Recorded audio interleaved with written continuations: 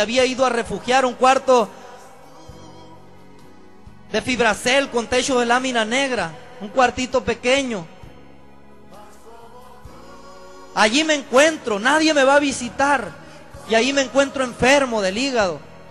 Comienzo a hacerme mis propias ropas, no puedo levantarme, la enfermedad merma todas mis energías. No puedo levantarme ni a ir al baño, y comienzo a hacerme ahí acostado. Yo no tenía cama, tenía apenas un pedazo de esponja que cubría mi espalda. La maneta de la ropa me la ponía en la cabeza de almohada, y en los pies ponía mis tenis, los zapatos que tenía. Y allí me encuentro, pudriéndome en vida, muriéndome. Era una peste, era una podredumbre, era ese lugar. Cuando llegan a buscarme después de días de no ir a trabajar, llegan a buscarme ahí y se dan cuenta que me estoy muriendo. Me trasladan a un hospital de Hermosillo, viendo que allí en esa ciudad yo no podría encontrar una cura a mi enfermedad. Me llevan allá y le dicen a aquella persona que me trasladó: vamos a operarlo porque se va a morir. Y aquella persona les pregunta: y si no lo operan, se va a morir de todas maneras. Si lo operamos, se va a morir, y si no, se va a morir. Llamen a sus papás, que vengan, que firmen, que den la autorización, porque es necesario intervenirlo. ¿Cuál es la enfermedad?, le pregunta aquella persona. La enfermedad que él posee es la enfermedad que le pega únicamente a los indigentes, aquellas personas que viven tiradas en las calles, aquellas personas que son rescatadas de los escuadrones de la muerte. Aquellas personas son las víctimas de esas enfermedades, y este joven al parecer de eso va a morir. Llegan mis padres a ese hospital, y día con día de mi internamiento le dicen: este día se va a morir, este día se va a morir. Y la tristeza de mi madre, los llantos, el sufrimiento de mi padre, era algo terrible. Yo me encontraba todo lleno de tubos, con una cortada enorme que la cicatriz me abarca todo el vientre, hasta casi la espalda. En esos momentos yo estaba en enjuiciamiento. Yo recuerdo que durante el mes que me tuvieron en terapia intensiva, aparecían 3 personajes allí a mi vida. Era una mujer la cual me decía: vete conmigo, me decía, vete conmigo, vámonos, te voy a dar tranquilidad. Yo verdaderamente quería irme con ella. Esa mujer aparecía como en un sueño, pero inmediatamente se iba esa mujer. Aparecía su marido, un hombre de aspecto horrible, que traía un arma, algo así como un machete en sus manos, y me amenazaba, y me bailaba enfrente, y me cortaba mi cuerpo, y me decía muchísimas cosas terribles que me iba él a hacer. Me daba mucho miedo. E inmediatamente se iba él, llegaba un niño callado, llegaba hacia mí, me ofrecía un vaso de agua, yo me lo tomaba y él se retiraba. Eso fue durante un mes. Cuando el Señor ahora me ha dado discernimiento, ahora yo sé que esa mujer era la muerte que me iba a visitar, y yo tenía el deseo de morirme, de irme con ella. Ese hombre que aparecía esposo de esa mujer era Satanás, que venía a reclamar aquella cosa que le pertenecía, que era mi alma. Él venía a reclamarla, él la quería. Yo había hecho pacto con él un día, y no había manera de echarse para atrás. Él iba por mi alma, él iba a reclamar su trofeo. Pero ese niño que me ofrecía agua, dice la palabra de Dios, que todo aquel que bebiere del agua de mi Señor Jesucristo nunca más tendrá sed. Y Él me estaba ofreciendo su vida. Él me estaba ofreciendo una esperanza. Mi Señor Jesucristo me estaba ofreciendo una manera nueva de vivir, en libertad, en obediencia, fuera y libre del pecado, una manera digna de vivir. Pero yo no lo entendía, porque yo salgo de allí después de 40 días de hacer sufrir a mi madre, de hacer sufrir a mi padre. Me dicen: ¿sabes qué? Pues el doctor me dice: vas y te unes a un grupo de autoayuda como Alcohólicos Anónimos, o te metes a una religión. y yo decido irme a Alcohólicos Anónimos.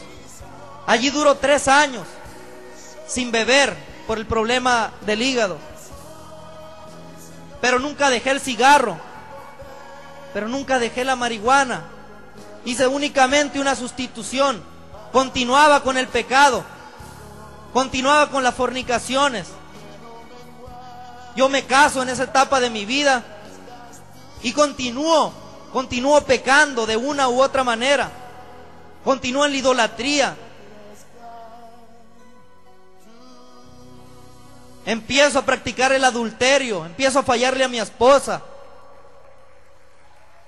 Y aquellos cigarros y aquellos cigarritos de marihuana ya no únicamente se convirtieron en eso, ya que comencé a beber después de 3 años y comencé a experimentar nuevamente con drogas fuertes.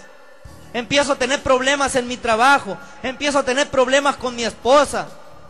En mi casa mis padres empiezan a darse cuenta que mi vida otra vez se estaba perdiendo, que me estaba yendo otra vez por aquel camino, por aquella puerta ancha del pecado, de la deshonra, de la degeneración, y un camino que dice la palabra de Dios lleva a la muerte. Ahí empiezo a experimentar una vida terrible. Ahí me doy cuenta que verdaderamente estoy en una etapa terminal de mi vida, donde tengo 2 alternativas: o darle un vuelco completo o morir. Tengo tantos problemas con mi esposa que decide dejarme. Comienzo a usar drogas fuertes como el cristal y continúo usando el crack. Ya no me importa que me hayan dejado mi esposa. Mis padres me corren de mi casa. De aquellos 80 kilos que pesaba, llegué a pesar 50 kilos, perdí 30. En mi trabajo ya no me quieren. Me interno en la clínica de higiene mental Dr. Carlos Nava Muñoz en Hermosillo, Sonora. Una clínica psiquiátrica. Me empiezan a atender psiquiatras, psicólogos. Me dan medicamento para mi toxicomanía, pero no puedo dejarla. Satanás aún estaba reclamando mi alma. Él me quería para sí. A él no se le había olvidado aquel pacto que había hecho con él, aquella petición. El único que podía quebrantarla era Jesucristo, con su interminable amor y con su gracia. Empiezo a vender mi ropa, empiezo a cambiar los tenis, zapatos por dosis de droga. Dejo de ir a trabajar y empiezo a traficar con droga. En los baños de la escuela donde trabajaba, me amarraba yo paquetes de marihuana en el pecho, iba y los entregaba ahí en el baño de mi escuela. Cuando no iba a trabajar, llenaba mi mochila de paquetes de marihuana, iba y los vendía ahí en el centro de la ciudad. Me había hecho algo insoportable, intolerable para la sociedad. Ya era una lacra. En mi casa ya me habían corrido muchas veces mis padres. Cuando iba a buscar a mi esposa, me decía que no quería verme más, que me fuera lejos de allí. Era una situación insostenible.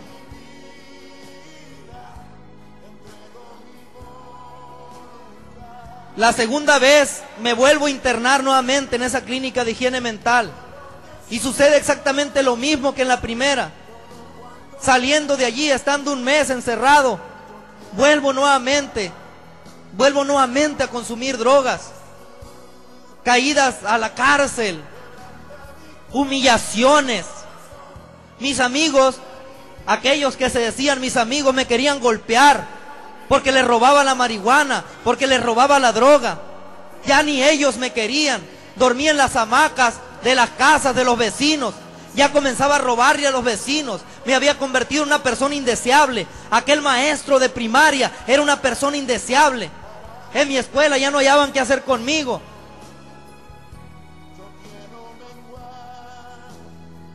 Me pedían que cambiara de manera de vivir, pero yo no podía cambiar de manera de vivir. Miraba cómo mi vida se había vuelto algo insostenible. Miraba cómo es que aquello ya parecía no cambiar. Pero en una ocasión, encerrado en mi cuarto, encadenadas las puertas, enllavado, me tenían encerrado. Yo clamo a mi Señor, le digo: Jesús, si tú existes, muéstrate a mi vida, yo quiero cambiar. Le clamé con todo lo profundo de mi corazón, porque ya sabía que ni Alcohólicos Anónimos, ni los psiquiatras que me habían atendido, ni aquellas clínicas de higiene mental habían podido hacer nada en mi vida, que ni las lágrimas de mi madre, que ni las amenazas de mi padre, que ni los sollozos de mi esposa, que ni las amenazas de nadie, las autoridades, nada me habían podido hacer cambiar. Y yo le pedí, le dije: dame una oportunidad. Si tú existes, Jesús, dame una oportunidad. Cuando yo escucho una voz que me dice: ¿a qué estás dispuesto? Me dice, allí en la oscuridad de mi cuarto, allí en la soledad de la noche. Y yo le dije: estoy dispuesto a todo, con tal de cambiar de vida. Créanme que hasta este momento yo no me arrepiento. Yo no me arrepiento de haber pasado por todo el sufrimiento que yo pasé. Porque el momento espiritual que yo estoy viviendo, el momento emocional y físico, es algo incomparable, es insuperable. La gracia de Dios cuando llega al corazón de aquella persona que vive del vacío, que vive de los placeres del mundo, cuando la gracia de Jesús entra a su corazón y entra la verdadera libertad y la verdadera vida de la vida.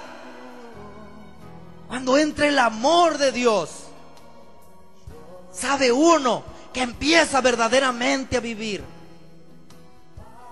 A partir de allí hay un cambio grande en mi vida. Yo sé que yo ya no vuelvo a drogarme. Pero había que recuperar una familia que ya no, una esposa que ya no me podía ver.